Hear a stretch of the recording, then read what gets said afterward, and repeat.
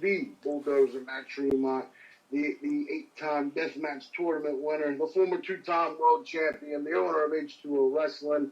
And if there is one podcast to listen to, that is the Deathmatch Russell Podcast. Let's get ultraviolet, motherfuckers. And good evening once again, fans. You're listening to the Deathmatch Russell Podcast. They're more than welcome to come on too anytime they want to come on. Oh man, those girls pop good like. Alright. It's a budget thing. Let's see what he's up to. Thank you, man, and thank you for giving me the time. Tune in right now. And good evening, everyone. You're listening to another episode of the Deathmatch Russell Podcast. My guest at this time, ring announcer, Mr. Ryan. How's it going, man? How are you? Mr. Ryan, how you doing? Yeah, doing good, man. How you doing? Let's see what we can do here with these little magic backgrounds that we got here. First, let's see if I can do this. Yes! There we go. All righty. Wait. Aha! Golden. Oh, man, but it just hides the... Oh, it's all right. People know who I am. It's all good. Is that awesome or what? That does look sharp now. Wow, that is actually really freaking awesome. I mean, with the logo, yeah, perfect. That's the way it should be. All right. But anyway, what's going on, man? You have so much coming up on your palette. Like, yeah, I got a bunch of my yeah, sorry, go ahead, man. I'm excited to be here. That's what you can tell. Yeah, you're in my studio behind my beautiful black curtain. How's that? In my bedroom. And it's better than what I have over here. my bedroom apartment, okay? Not my bedroom apartment, my house, okay? My parents' house. You know, cheap hooks on the ceiling. I'll tell you what. That's what you get for a podcast studio. You know, a basic studio. Hey, it's better than nothing, man. That's the main thing. It's better than nothing. And the camera right there. That's what it's all about. And the microphone, of course, plugged in. Not unplugged like most people have them now and pretend they're on a podcast. Oh, jeez. Yeah, we won't mention names. Nope. But anyway, Ryan, man, I'm so glad to finally get you because we started talking to each other at online and at Titan Wrestling. Yeah, absolutely, man. We've been talking since I think like July. I think so now. Yeah. Yes, 3 months. It's insane. I know. Now we become good friends, so that's what it's all about, you know? Absolutely, man. I'm a huge fan of the podcast, and I'm glad to be a guest on here, man. Yeah, and we know a lot of the same people in the wrestling business, so it's like, wow, you know, come on. Absolutely. You know, the circuit goes around, you know? But let's get into it, man. How did you get involved with Titan? So it was, I think, a week after they did the drive-in brawl in June, which, by the way, you guys can check it out on their brand new Mobfy TV channel, Titan Championship Wrestling. I need to check that out. I need to get logged in. Little cheap plug in there, I'll tell you that. So it was a week after they did the drive-in brawl, and Billy reached out to me, first of all, to see how I'm doing and everything, because 2 months prior to that, I actually lost my my mother at a very young age, so I was like in a very deep, like dark, depressive state, and actually was thinking for a little bit to quote unquote hang up the suit and just walk away from announcing permanently because I was such like in a massive depressive state. But then Billy called me saying, you know, how I'm doing. He says, hey, by the way, are you free July 11th? I'm like, I wonder what's on July 11th. Just playing dumb, like, I think I'm free. Why? What's going on? Well, we have Titan. I want you to be co-announcing with David. I'm like, yeah, why not? Get myself out there. It was my first show working in 4 months, and I was just eager to get out. And at that point, it was it just lit the fire in me to get back out there again. Yeah, because you know you have that kind of voice and people like it, which is good. And well, thank you. I appreciate that. I mean, yeah, like and it's crystal clear. You know, the microphones are nice and crisp, and sometimes you get those mics that are really, you know how they are. Sometimes, like, oh my gosh, I've had quite a few bad mics in my days. I'll tell you that. Really. Like, Oh my god. I mean, it's just really like Actually, yeah. bad. And the thing was, it really wasn't the mic system. It was more the speaker system, which sucked. So that's mainly the issue. But luckily, Titan has top-notch quality when it comes to sound and absolutely. everything. They got the whole works. The real package deal to really show what the gear wise, and it's amazing. And it sounds quality of sound that we get through the speakers and to hear, the voices and the people and the mics and the chants and this and that and crowd reactions and just everything, just a little bit of everything. That's what it is. yeah. I mean, the first time I'm sure when you got on the microphone, your very first show. Oh my god, stage fright. Okay. Oh yes, and this was about 8.5 years ago. And I'll tell you what, I had stage fright here when I did my first podcast.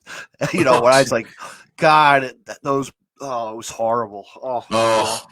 But I had the most. I remember my first show I did. It was with a company called ECPW, and they do shows in Jersey. But back then, they also did shows on Long Island where I live, and they did shows out in Shirley, which is about 45 minutes away from where I lived. Mm-hmm. And I was a nervous wreck. I hated doing the public speaking, especially in school. Reading.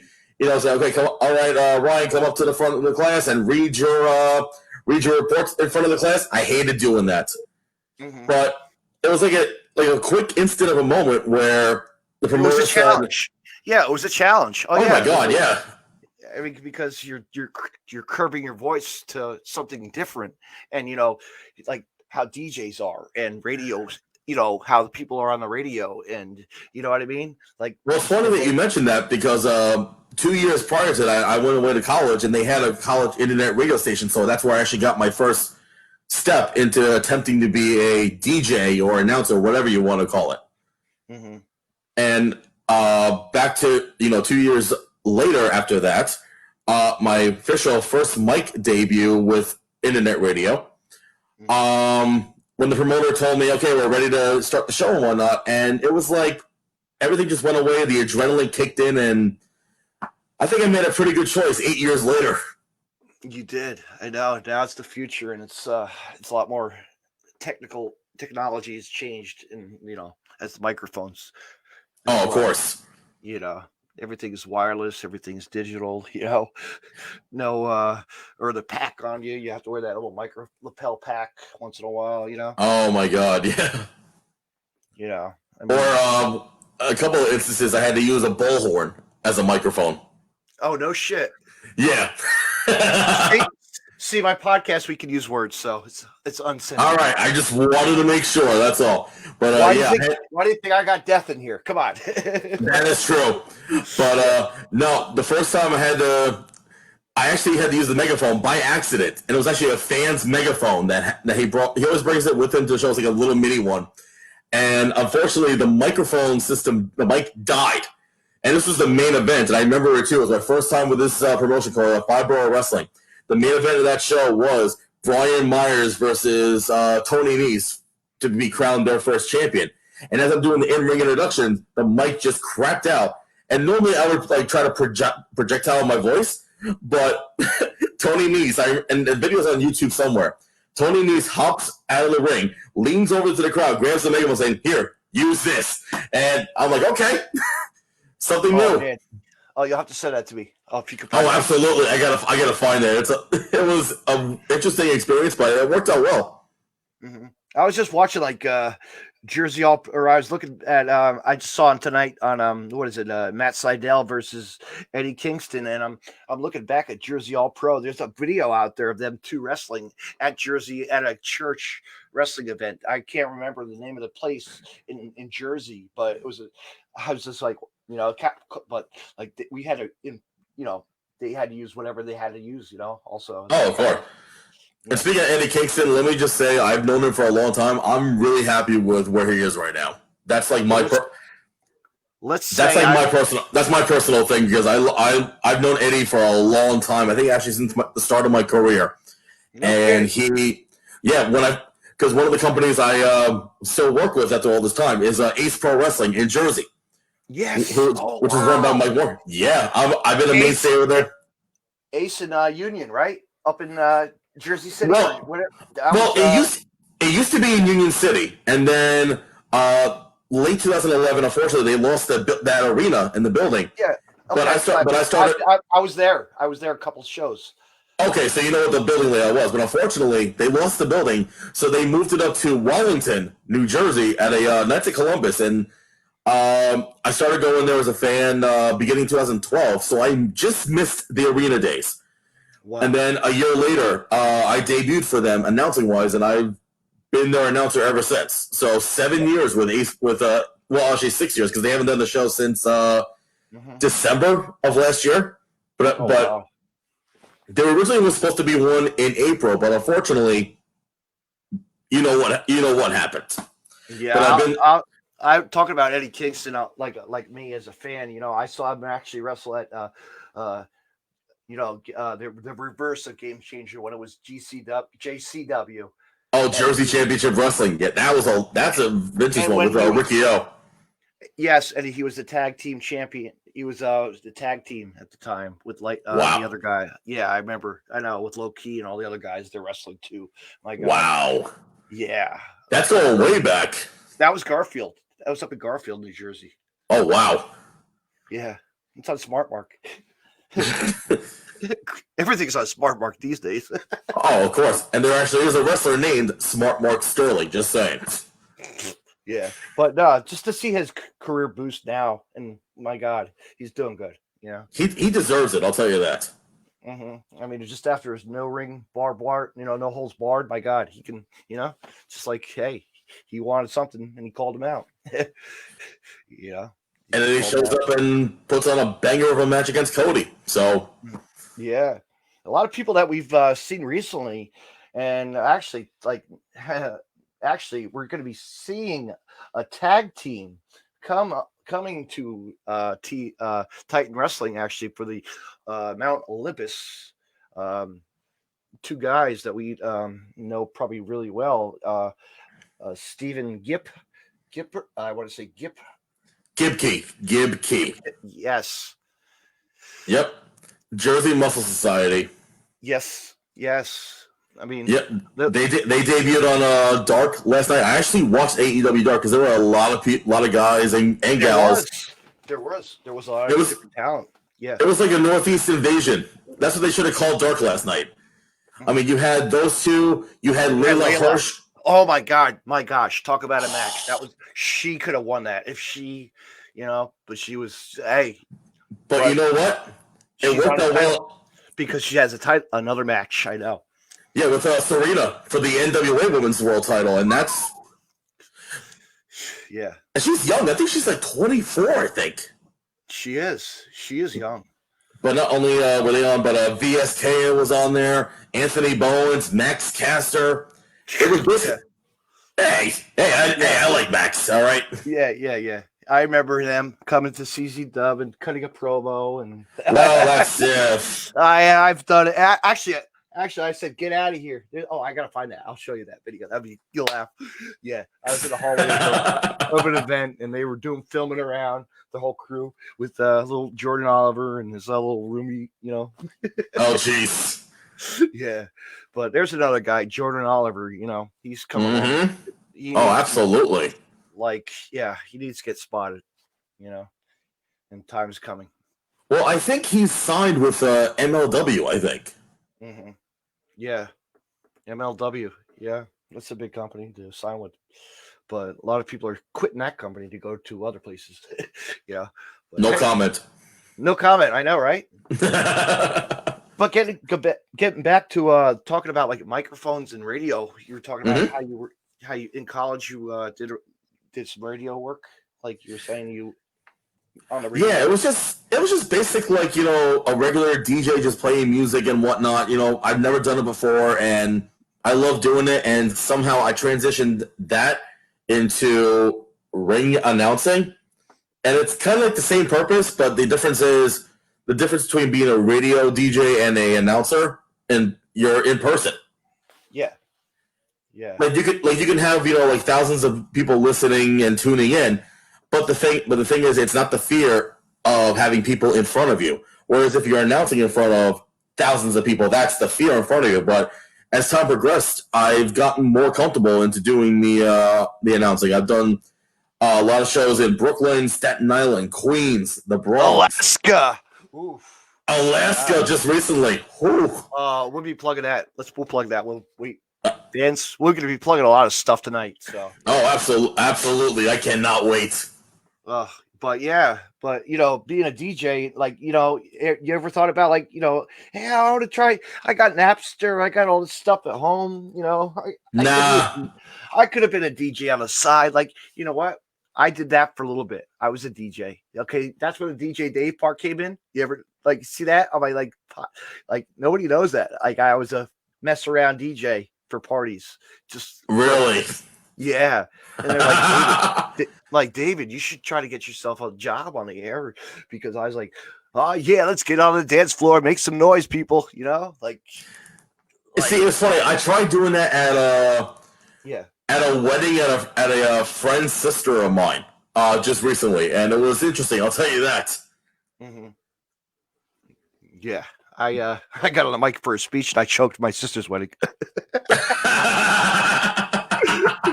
Done that. Even on karaoke too. Yeah. Oh God, karaoke! Forget about it. But that's better when I'm drunk. Yeah. But that's a different day. Isn't karaoke better when you're drunk either way? It is. It really is, because you can fuck up and don't have to worry about it. Exactly. And then other people who are more fucked up than you are just singing along, and they're making it even worse than what you're doing it. Yeah, and they're looking at the words on that big monitor. Okay. Yeah. This slide. Oh fuck! I fucked up now. Sing us a song. Piano Man. That's it. Oh wait, I'm past that screen. Yeah. Or it's like when you go to your what is it, like you go to just a party or something, and you just want to or announcement. You have to make it like we're talking on the mic, and you just fuck up. Oh, cool. I've done that once or twice in my life. Mm-hmm. So, but after the years, you practice and you practice and you practice your craft. Like, you just get in the tone with it. You look in the mirror every week or day and night, and you hold an imaginary microphone in your hand. Prepping. And I'm sure especially when.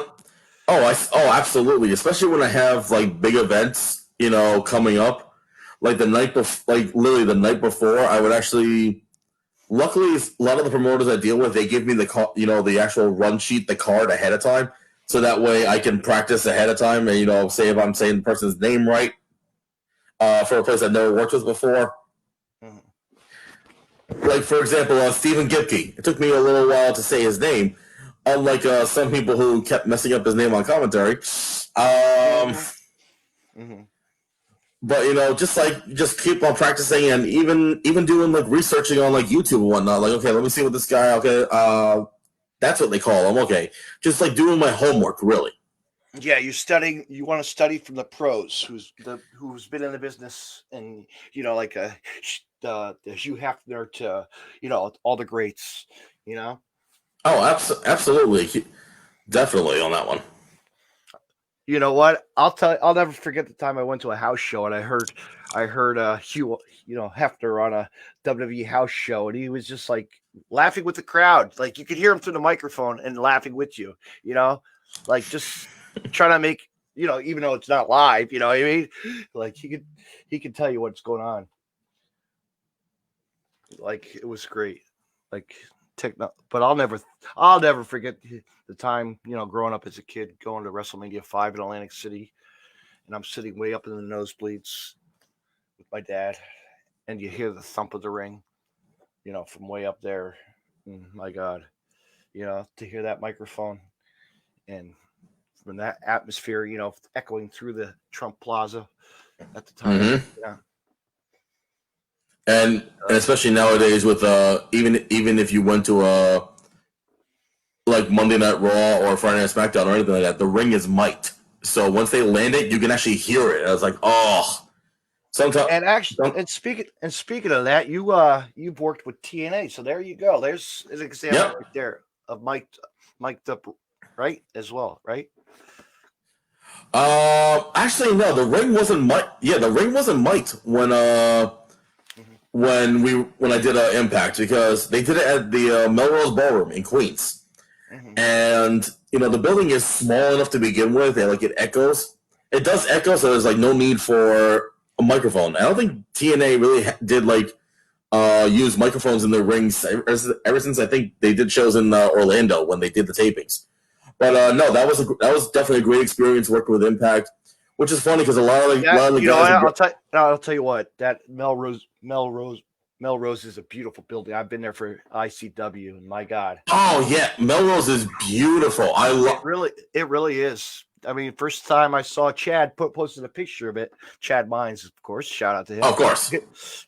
But yeah, I was like, wow, this looks like really place could have some good shows. And it has. It really, once you get to the building, you go and you look around. It's like, oh wow, there's a massive LED screen on the stage. Mm-hmm. And actually, for wrestling, they actually had a ramp installed. Mm-hmm. They purposely made a ramp for from the stage and people walking. So I think the first show that ran in there was GCW when they did Joey Janela's Lost in New York. And I was there. Yes, I was there for that. Yes. Okay, so you remember there was no ramp or whatnot. When they came from the stage, they had to hop off the stage and walk through the crowd. I think after that, that's when they started, building the ramp, because Impact was in there 2 months later. Then MLW was doing shows in there, and Impact was in there too. So I guess that really for wrestling, they decided to build a ramp to make it so much easier for the talent to make it to the ring, which I agree with. And the bars are beautifully placed in the back walls. Oh, perfect. Oh yeah, even you don't have to go far for a drink. I'll tell you that. Exactly. And also at the Melrose, they have an upper level too, which perfect placement. The bar is right behind the soundboard.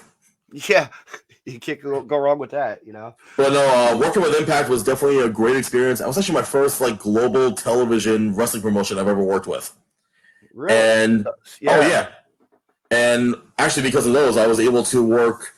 The first TV tapings I did back in June. No, the first time I worked with Impact was WrestleMania weekend, where I worked that United We Stand show at the Rec Center. That massive 11 o'clock at night show, where they sold out the Rec Center, 1,200 people, which I was really surprised. The Rawway Rec Center. The Rawway Rec Center. Yep. Well, they've done a couple house shows out there. Actually, they've done two house shows, and they've done house shows at the Asbury Park at the convention hall. I've never been to the convention hall, but I've heard positive things about it. But the first time I did a United We Stand, which actually I still have. I gotta find it. I actually still have the rundown sheet from United We Stand. I kept it as a souvenir because, got it. Hey, why not? Absolutely. Yeah. Actually, you know what? Hold on. I think I have it right here in front of me. Oh, look at that. I actually do. I have it right here in front of me. Look at this bad boy right here. Oh, you're gonna have to screenshot that for me later. Oh, absolutely. The actual rundown sheet from when I first. Oh, you have to when I first did it. Take a picture of that later. That's awesome. Wait, do I have something? I have my Sunday Night Heat taping. Hold on. Oh, jeez. WrestleMania 5, my friend. There it is. The beauty. There you go. Okay, wow. I had Marty Jannetty signing at a Bricktown house show. Wrestling and Jannetty wrestling promotion. Yeah. Wow. But because of that, they asked me back 2 months later to do TV tapings at the Melrose Ballroom. And working those shows was great. Working with Tessa Blanchard, Sami Callihan. That was when TJP returned to Impact. Ace Austin. Just the entire Brian Cage, RVD, Sabu. The roster was phenomenal back then. and it's still phenomenal now. But it's, back then that was when it was actually at the peak of its rise. From being down for so long. I think 2008, late 2018. That's when they had the quote unquote the resurgence of Impact. Like they finally got stuff Yes, done right. and do you remember there was a program called NWA Cyberspace? Mm-hmm. I remember that. I was there for a couple of those. Oh wow! And I did see Vince Russo. oh jeez. Luckily, I did not. Actually, no. I'm sorry. I met Vince Russo once at a indie show in Brooklyn. That was interesting. I mean, he was. I mean, when I spoke to him, it was cool, But like hearing the stories, I'm thinking to myself, no. But anyway, back to it's tell you what, those videos are still on. And look it up on cyberspace. It's great. It's still out there. The promo where he says, yeah, the New Jersey sludge sewage New Jersey promo is great." and because of those shows, I actually was able to that week working that weekend led me into working with House of Hardcore because they were doing a double shot event with the Great Muda. So I got to work, one of the shows, not the one they did on Impact Plus, which is their streaming service, by the way, folks. So definitely check that out. But I worked the other show the next day where they filmed it on Twitch. So, and then they called me again back in November to do the last set of TV tapings for 2019, and it was a great experience and whatnot. And the one thing that I hated this for a little bit until I finally figured out why. Impact never lets their announcers in the ring at all, and the reason why is because when I did the show back in April of last year, I was like, okay, why am I not being allowed in the ring or whatnot? And then when it came to the TV tapings, I still had the same issue because I was in the back doing the announcing until I finally understood why. Everything was on a time crunch. So for Impact, you had 2 days worth of tapings. I mean, you had 2 days worth of tapings, and they're shooting, I think, at least 5 episodes of Impact. 5. And on both days, you had about 12 to 14 matches and 2 in-ring promos. So if one match is done, 30 seconds later, they go right into the next match. And it's time-consuming for the announcers to get into the ring where they wanted just to get it done fast. And the thing about it, they have to be done with the whole entire taping and whatnot in 3 hours. So there was no intermission. They just go straight through everything. So that's why they really don't let their announcers in the ring, because it's more of a time-consuming thing, which I totally understand and respect, because time is money, as they say. It is. And you know what? As I was showing you this, a blast from the past, WWF New York Heat. Okay, I was there for a taping. I was there when they were live. My gosh, like what an experience at Christmas time. Like I was there behind Taz and Michael Cole doing worldwide while they were going on live, and the match it was Chuck Colombo was out in the ring. Oh wow! But it was the lead up to it was the Stone Cold Booker T supermarket fight. Oh jeez. So I didn't realize as a fan, my sister got tickets, or we were going to have dinner, or like, hey, you want to be on TV? Okay. I'm like, I'm going to call my mom. Hey, Mom, can you tape this for me? I'm going to be on TV tonight. But my God, just to be, and me and Taz were having a blast, just cracking up jokes. Taz was like, "Who's the master of the figure 4 leg lock?" Ric Flair would go, "Woo!" Every time you'd behind the scenes, you're like, "Oh, this is great!" But you could hear at the end of the video, like the promo, and Stone Cold Steve Austin are in, they're at the checkout line. I had to, I had, of course, me and my funny comments of like, paper or plastic, please. Check it out. I think that's like one of my favorite like segments in wrestling, the supermarket brawl. That was like pure comedy gold. I wasn't expecting to be like, yeah, okay, we get to watch wrestling, and then that's happening, and then Christian's there at the show as well, and Taz is doing, because it was the Taz and Christian angle as well, and I'm like, wow, and Christian speaking of Christian, like TNA, he was TNA talent. People don't really talk about that anymore, Oh no, absolutely not. Yeah, like he was, Wow, we're getting a lot of people tonight. But it looks like our 9 people in the room though. You seen these comments? I had not even paid attention. No, I don't see the comments on my end either, which is weird. Really? Because they're probably because they're blocked privately on my end. Ah. Oh boy. Yeah, so anyway, it's just our local fans and wrestling fans. It's who is this? It's Paul. Good old Paul making the jokes. Paul making the jokes. Paul the Unknown. I'm gonna. Oh jeez. Yes, I always call him the Paul the Unknown. That's his. If he was a wrestler, that's who you would be. But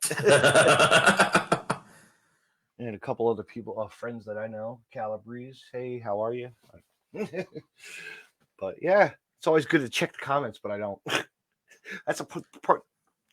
I like to not even bother because you can go back and talk and laugh at whoever wrote something anyway. But actually, I want to bring up something a little serious that actually happened today in the wrestling community, and that is the passing. Mm-hmm. My God. Yeah, man. The passing of Tracy Smothers.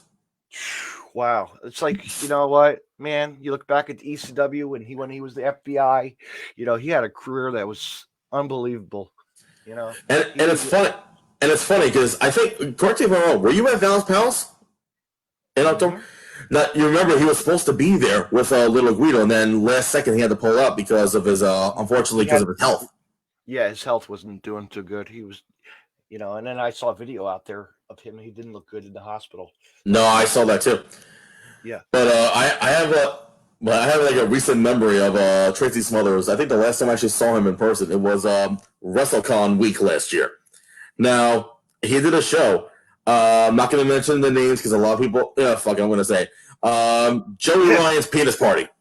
The penis party did, and he was going against Sue Young, and before the match, he cut like a funny ass promo, the perfect definition of a old school heel of trying to get over with the fans. He started off by saying something about I don't want to hear any of you people out here saying the word Sue, work with me here. Y'all are smart marks. I'm like, and then he started bashing on New York City, calling New York City the hellhole of the world. Takes me, quote unquote, takes me 4 hours to get 20 blocks in this motherfucker. I'm like, oh my God. Mm-hmm. And then he mentioned something about it's on if you go on YouTube and you type in Tracy Smothers WrestleCon 2019, that entire promo will come up. And then I remember Sue Young coming out, and then he was saying, I forgot what he said, but apparently she ran to the back she went back up the stage, and she says, there you go. Just like every woman out there, run away and probably run up into the kitchen. And apparently a fan of the front row got so pissed at that, she actually took a streamer and threw it at him. And he said something like, you throw that one more time, I'll slap the piss out of you. And he's like, taunting like, come on. I was like, I'll tell you what, Tracy had a good promo before at Game Changer Wrestling down. They called it the Mud Show. Oh my God! Yeah, was it the Wombat Promotions like that? Oh my God! Oh, that was so. Oh, talking about his daughter, and Oh my God, that place burned down though. You heard about that? That burned down after that week. Really? I didn't. Yeah. Wow. That was a little small building, but then But that was a great show. That was a phenomenal show that night. Piss comedy from actually Marco's dad was there doing. Oh, really? Does the commentary. So yeah.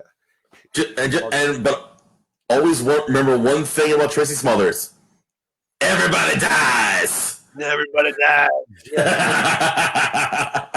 Yes, everybody dies. I remember seeing him so many at Jersey All Pro. So many tag team neck rope versus Necro Butcher, and my gosh, he's a great character. This was absolutely. But what's sad is that I never got the opportunity to work with him, which sucked. But I heard like behind the scenes, he's like a really humble, down to earth guy, like literally one of the nicest guys you'll ever meet. Yeah, he is family big time. To I'm going to give her a shout out, Amazing Maria, wrestler. That's like his father. Good lady of wrestling too. She's come to H2I. I miss her. Damn you, Maria, come back to Jersey. But yeah, she's that name, Randy West. She's faced Randy West millions of times. Wow. Those two best friends, the business. Still strong. Who is this? We're getting Seth in the room. I don't know any of these people. That's good. See, I can see you. You can't. Technology. Yeah, technology is great, isn't it? It is, but we can block it out and just talk and have fun. And let's get back to like how we said, TNA really, and people, my friends and I were just a couple weeks, maybe a month or two ago, or past month, or on our podcast, one of my friends' podcasts, we were just talking like how TNA really was. It was an impactful, when it impacted, from the NWA, X, or the X division to now what it is today. Yeah, it's not even TNA anymore. It's Impact Wrestling. Yeah, Impact. And they were and doing they were doing the free shows out of Orlando. Yeah, and they were doing it down there for a long time, and I think a lot of people can agree to this, but I think, my opinion, it started going downhill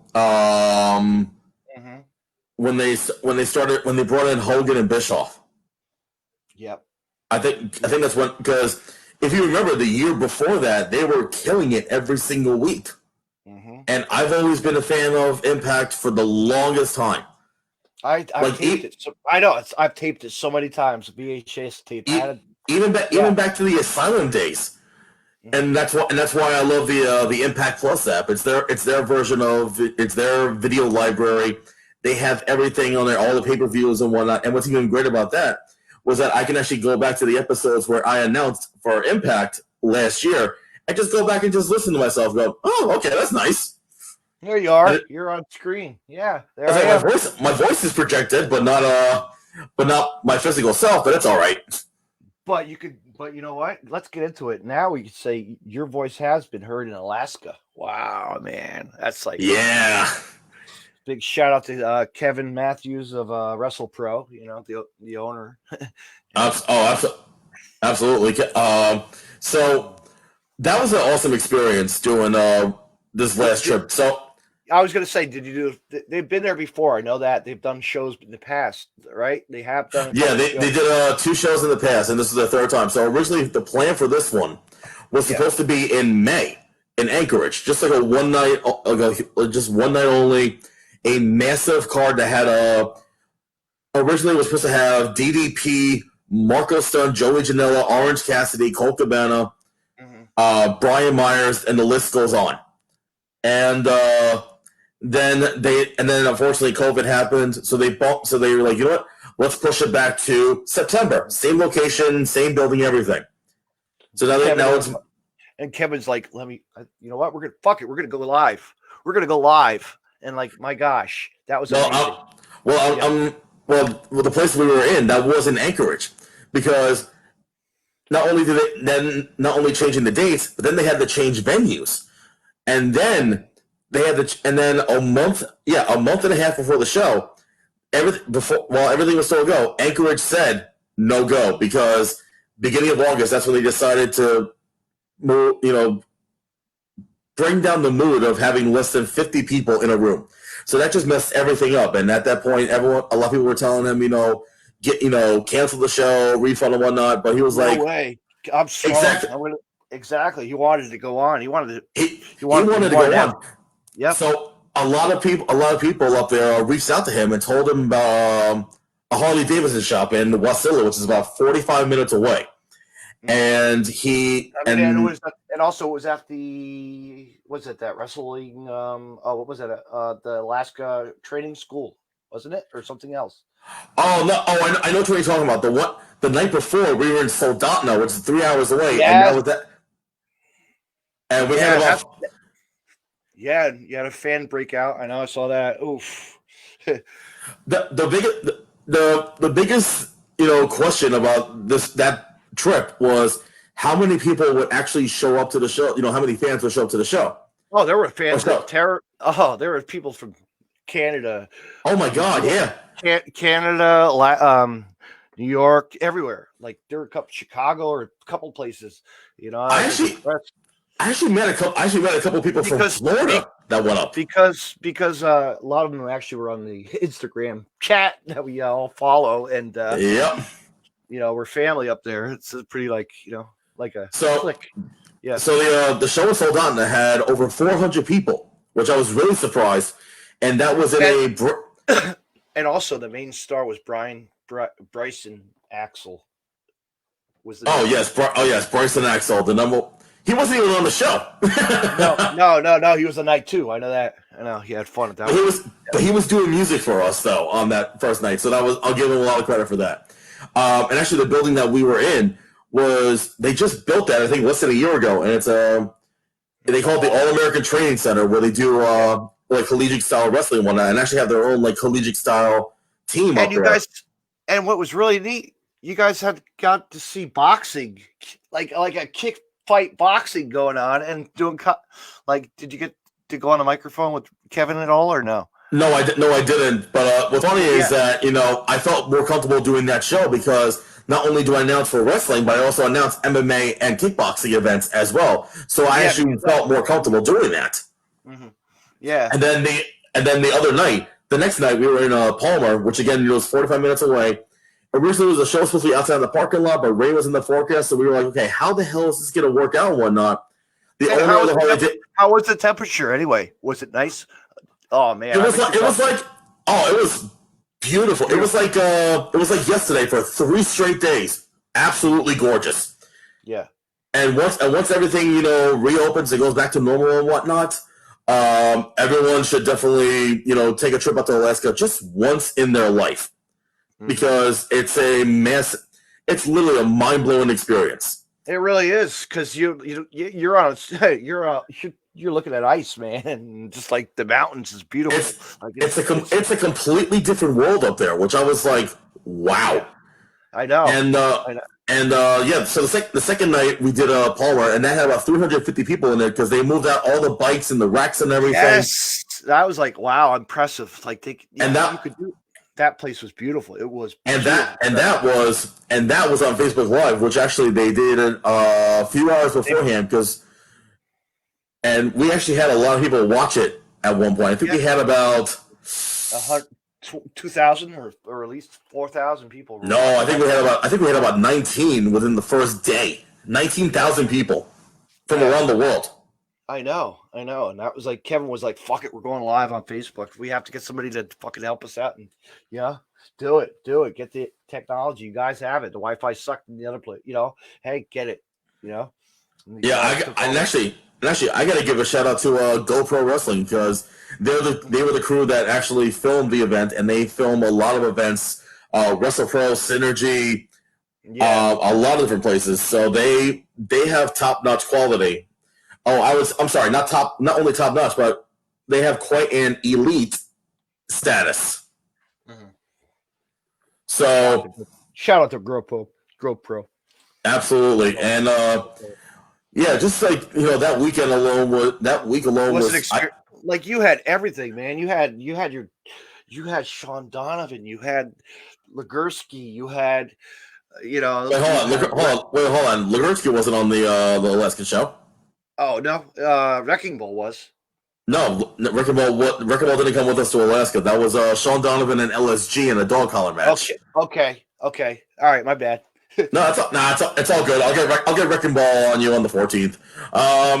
All right, thank you. No. Smash. Sorry.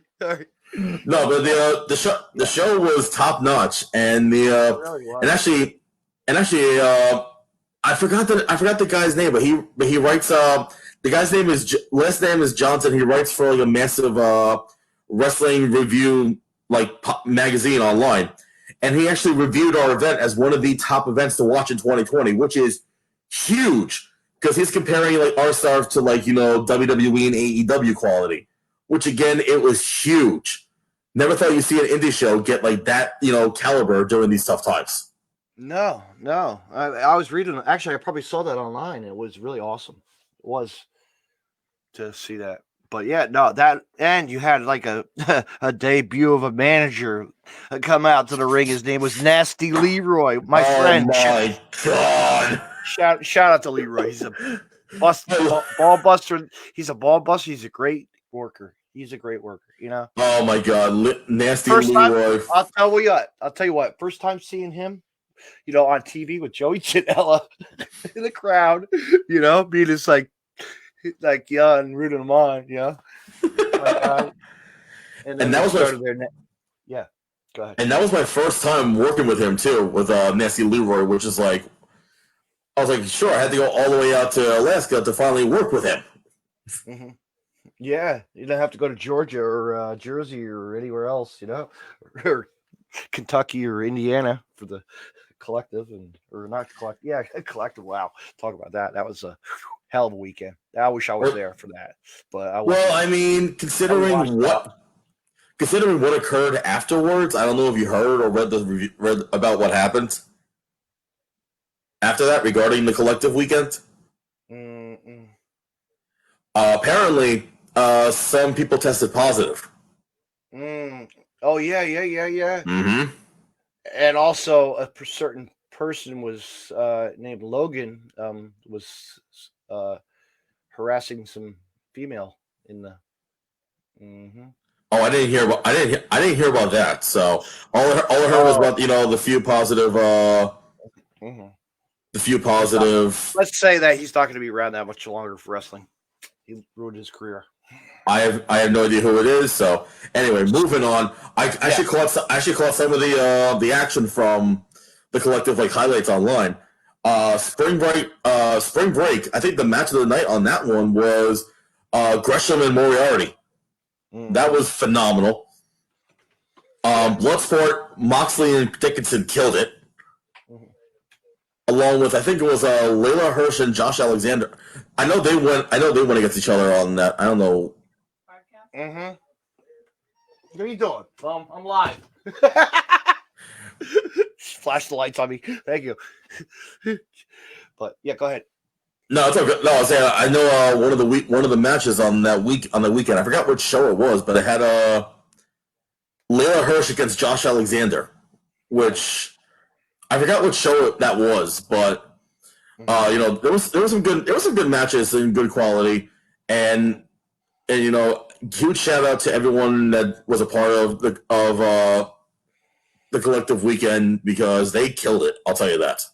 They killed it, and the crew killed it too because there were guys that we know on the crew that went out there.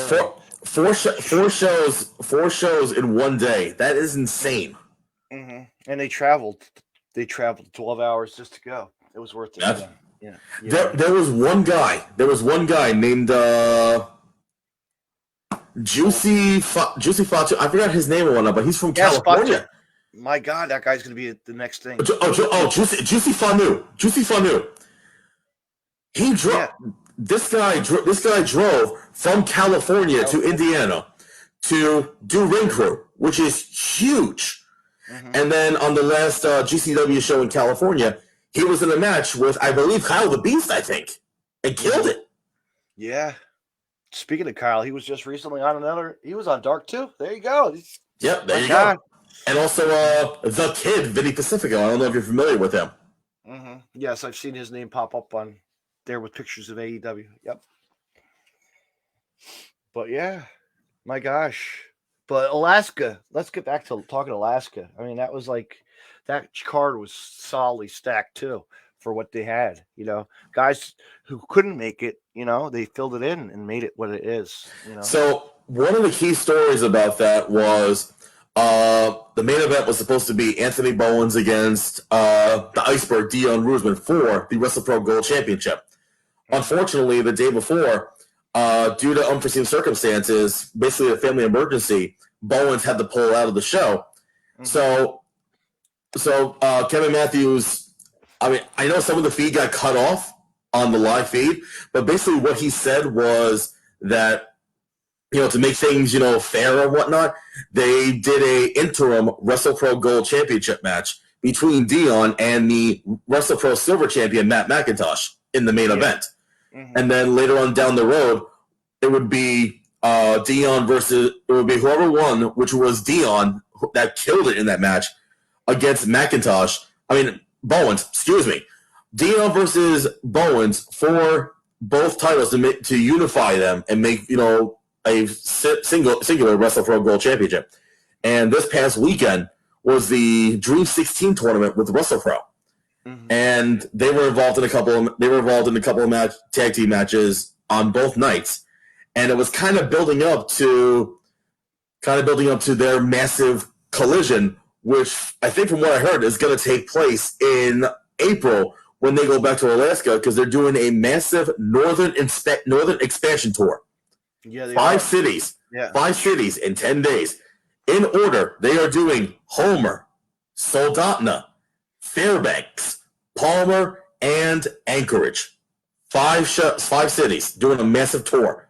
Already scheduled on that tour, Serena Deeb, Matt Cross, I believe Sean Donovan is on there, Fala Ba.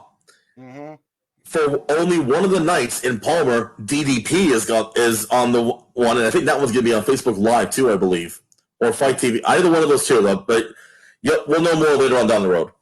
Hopefully, I'll be able to go to that. Yeah, I would say, you could have a really long wrestling vacation. That's like 2 weeks. That's like 2 weeks for me up there. That's like, oh boy.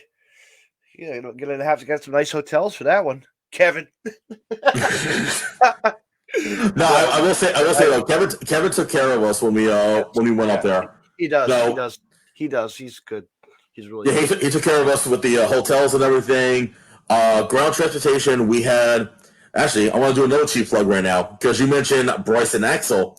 Bryson Axel is one of the students at the only pro wrestling training school in the state of Alaska, and that is the 907 Pro Wrestling Academy, which is run by a gentleman named J.T. West, and it's in Anchorage. And back in December, they, fairly new and whatnot, they only had about 6 people signed up and do training. 9 months later, from December to September, they have over 35 people. 35, which is insane. That's good. And on the second Alaska show, they had a showcase match, and you saw the quality that they had. So because of that weekend, that school is in Kevin's mind, the unofficial pro wrestling training center for WrestlePro Alaska. That's so awesome. I know, and that's a really good thing to have. And one of the students on there, Freya the Slayer. She's from Fairbanks. And she drove 6 hours from Fairbanks to Palmer to wrestle Katarina Leah, which was my God. She was tall, man. She's my height. She's 6 feet. Yeah, without heels. Yeah. She looked like a beast in the ring, man. I was like, holy shit! But she was a good fighter, good wrestler. Oh, absolutely. I think she just started training. I think about 2 years ago too. From what I remember, she'll have a good. Absolutely. Season. She stays too, and Bryson also. Come on, Bryson, get up there.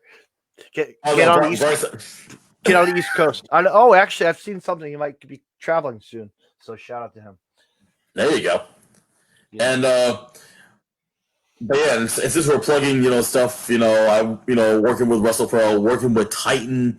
Next Saturday, I am announcing for a brand new promotion that's also in Jersey called Invictus Pro Wrestling. And they're doing their show in Flemington with a 2:00 bell time, an afternoon show. And the main event on that show is the Greek god Papadon against Impact star Ace Austin as the main event. But also they have Monster Mac against your favorite person, Wrecking Ball Legursky, in a no DQ match. Yeah. They have a massive suicide six-way, like cruiserweight six-way, featuring Ray Jazz, Brother Greatness, Smiley, Casey Navarro, and I'm forgetting who the other two are. But I know one of them is a mystery one. I'm forgetting who the other one is. Right. And they have a solid card. The Stepdads versus the Outdoorsmen. You know, they know how to put on good quality matches, I'll tell you that. So fans, if you're not busy, go check that out. Go online and check it out. And It's posted on my social media, so definitely check it out. But what else we got coming up? My God, we're gonna be seeing some Titans, like yes, we're gonna see some real yes, we're gonna see some guys going at it. My God, as Titan Wrestling presents. So on November the 14th, Titan Championship Wrestling presents Mount Olympus. Yeah, it's the final show of the year too in TCW's crazy but successful inaugural year. And the main event is a massive 40-man battle royal. I'm sorry, not man, person, because you never know who might be in the Rumble. 40-person battle Royal Rumble style match, where the winner will not only win the Mount Olympus Rumble, but will be crowned the first ever TCW heavyweight champion. And then we have a three-way ladies match I saw on the card, and that's going to be Gabby Ortiz, Christina Marie, and Vicious Vicky for the Goddesses of War Championship. We also have Nikos Rikos going against Matt McIntosh for the middleweight championship. The Bad Apple is coming to town. Watch out. The Bad Apple's coming to Titan. Who else do we have? For the standalone wrestling heavyweight title, we have the current champion Sean Donovan going against the difference maker Ilya Baratz. And there's an on-point wrestling showcase match, and I believe there's a couple more matches announced. Yes, Yo-Yo. Yes, Yo-Yo. Yep. Definitely worth check that out. It's at Willis Jones First Aid Park. Wait a minute. But also, don't forget, we have WWE wrestler in the house, one of the Samoan family members. Alpha Jr. Alpha Jr. It's going to be Alpha Jr. Yep, absolutely. And other surprises as well. Like we always don't know what. Yep. They said 30 people are announced, 10 are surprises, so you never know who to expect. I mean, not to really point it out, but jokingly, who knows? I might be in the Rumble for like 30 seconds, maybe. As you shake your head. Oh boy. David Adams could be involved in it. Who knows? Yeah. But again, that's taking place at Willis Jones First Aid Park in Ocean Gate, New Jersey. Doors open at 2, bell time at 3 o'clock. Bring a chair, bring a jacket. It's going to be cold. But otherwise, it's going to be a lot of fun, I'll tell you that. And then... Yeah. Oops, sorry. And I think also that's all right. And I think also this weekend, I believe from what I saw, H2O Wrestling is doing a massive 2-night event. Yes, I'll be at night 2 for that. We'll be. You're not going to see Tremon's final match? My buddy can't get out of work, so. I think it's sold out too. By the way, night 1 is sold out. It's a massive. It's a massive 2-night event called the Last Extravaganza, and it's a 16-man tournament to crown the first ever H2O Danny Havoc Hardcore Champion. Yes, right up my alley. Deathmatch wrestling. Come on, that's what H2O always brought like good quality like deathmatch style wrestling. Have you ever been to the building? No, I haven't, but I heard very positive things about it. It's fun just to go. It's just fun to go to watch a regular show. Absolutely, and also on that weekend is Matt Tremont's final wrestling. He's done in-ring competition after this weekend. That's it. Which I think his final match is against correct me if I'm wrong, Ricky Shane Page, RSP. Yeah, RS Pussy. Yep. Hey. 4KO, yeah, 4KO, 4HO, 4K, whatever the heck they are nowadays, numbers and digits and this and that. I don't know. Hey! I'm a fan of Ricky Shane Page. All right, just saying. Well, he's done Oh, some good. and then how can I forget? Next Friday, the 6th, ICW Pit Fighter Pit fighter, no holds barred, goes again. in Millville, I think. Yes, and then the following week, November 7th, 8th, Game Changer Wrestling presents the Nick Gage Invitational in Atlantic City. I already got my room at the Hard Rock. I'm ready to have a good weekend. Oh, there you go. And then December comes around. I think I'm going to see Sizzling Stan Styles present the Intergender Bonanza number 7. My gosh. Wow, that's his 7th one already? That's the 7th one already. Wow, that's insane. Yeah. Yeah, but the Nick Gage Invitational, they've made the lineups and they're pulling out the good names. Alex Colon, shout out to Alex Colon, is going to be in it, and they pulled out the one and only the suicide god himself, the man who creates violence. Masada is going to be there, the Beast. Oh, they always know how to put on stellar cards. GCW. Mm-hmm. From top to bottom, and from there to Japan. My gosh, and across the world. They are just bringing what fans want to see: hybrid wrestling mixed with the ultra violent genre, and it's just the way it is. Just say it. Just say it. Most wrestling fans are sick. Yes. Sicker than me, right? Nah. You're fine. Yeah. You're good. I think we are set to go, Ryan. Let's call it a night. Let's go to bed because I got to get up and hit my garbage truck route and come home at 2:00. Be done. Oh, jeez. But no. It's supposed to be bad weather tomorrow too. Yeah, I heard I think it's from what I heard, it's like Hurricane Zika or whatever the remnants of it is. Yeah, Hurricane Zeke or Zit or whatever. I don't know. Yeah, I was thinking like Hurricane Zed Culture at this point. But no. Anyway, man. Thank you so much for having me on here, man. Or it could be Zelda. Oh, Zelda, even better. But in all honesty, man, thank you so much for having me on here. I've wanted to be on here for so long. And Ryan, anytime you want to come on my podcast, you're more than welcome to. Absolutely, man. Definitely, guys. Definitely check out Deathmatch Russell podcast. Awesome people. Ryan, but wait a minute, where could people find Ryan at? Hold on. Where they can find me? Well, look at that, right at the bottom. So as you can see right there, my Facebook handle is my name. My Twitter is @Ryan_MC92. My Instagram is @WrestlingMC. Definitely check that out. And like I said, my man, thank you so much for having me on. Guys, definitely take not only like my pages, but also make sure to follow and like Deathmatch Wrestle Podcast. Great guys, not only outside of the ring, but also, as you can see right here on the podcast as well. What you see here is what you're going to get in person. Thank you, Ryan, for coming on the podcast. And fans, what do I got Thank you, my man. What do I got coming up, Ryan? Might as well say, what's on your next podcast, David? For your next Deathmatch Russell, for your next show, right? Let's see what I got. Next? Well, I actually just got in line with a new promoter. I'm going to be what is it, this weekend? Yes, actually, I'm going to be talking to a promoter of. I better get the name of this right before I screw it up. But I'm going to get the owner of Great Lakes Wrestling is going to be making their debut for whatever state, but it's going to be great. I'm looking forward to talking to the owner, and he's just going to be getting into the business of it and starting a branch. And okay, you never know, you might get that call. So hey, you know where to find me.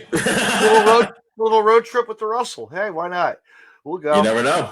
Yeah, but I'll be talking to the owner, Adam, and looking forward to that and see what they're all about in their company and get them promoted the right way that they need and showcase what they have, their talent. Hey, if money talks and the money is right, then road trip. Yes, sir. That's right. But thank you, Ryan, for coming on. And Thank you so much, man. Good night. Absolutely. Yep. Close you out like this. And fans, I want to say, oh man, I should leave that up, maybe. Maybe I should leave that up till I. No, I guess I can't.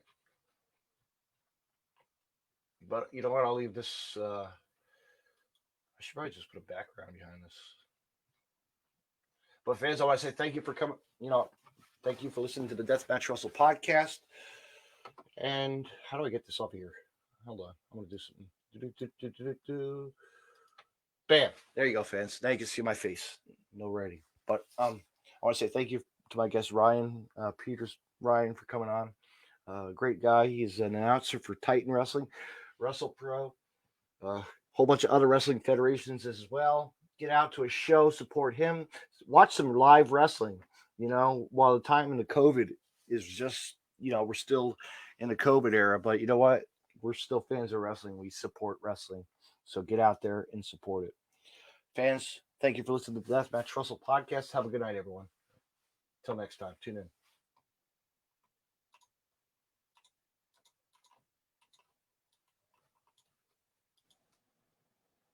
You can find more Deathmatch Russell podcasts on the following social media: deathmatchrussell.com, follow on Twitter at DavidNJ32, and on Facebook, facebook.com/DJDaveNJ32. Instagram at DavidNJ36. Hey, wrestling fans, I want to mention Collar and Elbow. Collar and Elbow was founded on traditional values of professional wrestling. Two entities working together to create a product intended to connect with people on an emotional level, a symbiotic relationship where one cannot flourish without the other. We strive to create a product that embodies our passion for professional wrestling expressed through street fashion. Visit collarandelbowbrand.com and use the promo code Deathmatch Russell Podcast and save 10% off when you make a purchase. Collar and Elbow, where wrestling passion meets street fashion. Me on Podcast City Network at podcastcity.net, facebook.com/Podcast City Network. Hit the like button and share. And on Twitter at Podcast City Net. You can hear Deathmatch Russell Podcast on Stitcher Radio and on iTunes.